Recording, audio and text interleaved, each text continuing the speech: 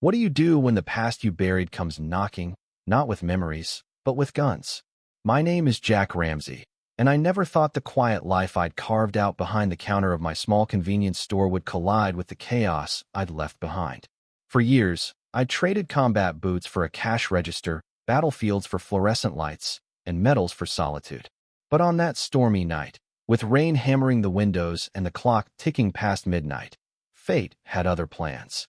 The bell above the door jingled, a sound I'd heard 1,000 times. 2 men stepped in, hoods up, faces half hidden by shadows. Their eyes darted, predatory, scanning the empty store. One was lanky, twitchy, with a scar snaking down his cheek. The other was built like a tank, his hands stuffed in his pockets, but I knew what they hid. I'd seen that stance before Baghdad, Fallujah, places where hesitation meant death.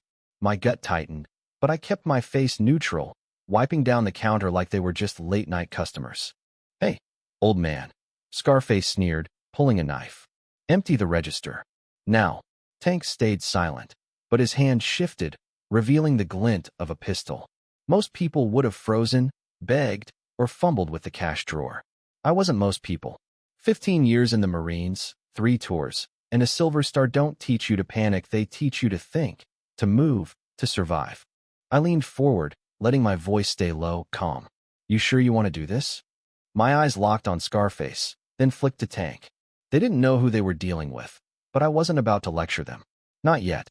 "Shut up and open it," Scarface barked, waving the knife. I raised my hand slowly, stepping toward the register. My fingers brushed the bat I kept under the counter, a relic from coaching Little League, back when I thought normalcy was possible. I didn't grab it, not yet. Timing is everything. As I opened the drawer, I let my gaze drift to the security mirror above. A third figure lingered outside, pacing in the rain. A lookout. 3 against 1, armed, and they thought they had the upper hand.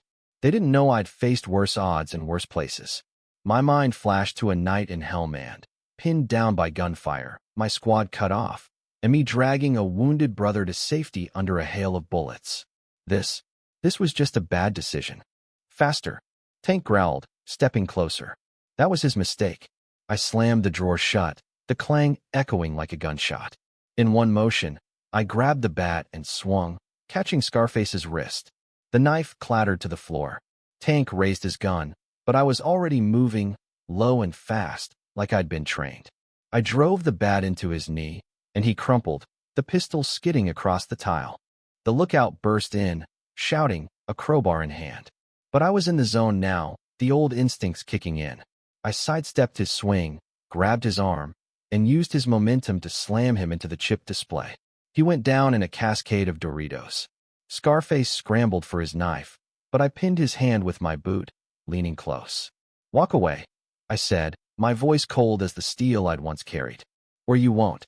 They froze, eyes wide, realizing their mistake. I wasn't just a store clerk. I was a man who'd stared death down and walked away. Tank groaned, clutching his knee. The lookout was out cold. Scarface nodded frantically, hands up, and I let him drag his buddies out into the rain. The bell jingled again as they fled, leaving their weapons behind. I stood there, bat in hand, heart pounding but steady. The store was a mess, spilled snacks, toppled shelves, but I was alive. I didn't call the cops right away. Instead, I locked the door, grabbed a broom, and started cleaning. Normalcy, or what passed for it, was my anchor now. But as I swept, I thought about the medals in a box under my bed, the ones I never looked at. They weren't just for bravery, they were for choices, for protecting what mattered, even when it cost me pieces of myself. The next morning, customers noticed the bruises on my knuckles, the faint limp I couldn't hide. "Rough night, Jack?" old Mrs. Carter asked, buying her usual coffee.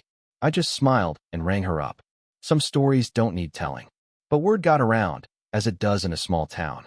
Kids started calling me the hero clerk, and regulars left extra tips. I didn't want the attention. I'd fought for peace, not glory. That night taught me something, though. You can leave the war, but the war never leaves you. It's in the way you scan a room, the way you measure threats, the way you stand your ground when others would run. Those thieves picked the wrong store, but they gave me a gift, a reminder of who I am. Not just a veteran, not just a clerk, but a man who knows the value of protecting what's his, not for pride, but for the quiet life he's earned. As I locked up that night, the rain had stopped and the stars were out. I looked at the store, my little corner of the world, and felt something like gratitude. Life isn't perfect, but it's mine, and I'll defend it, always.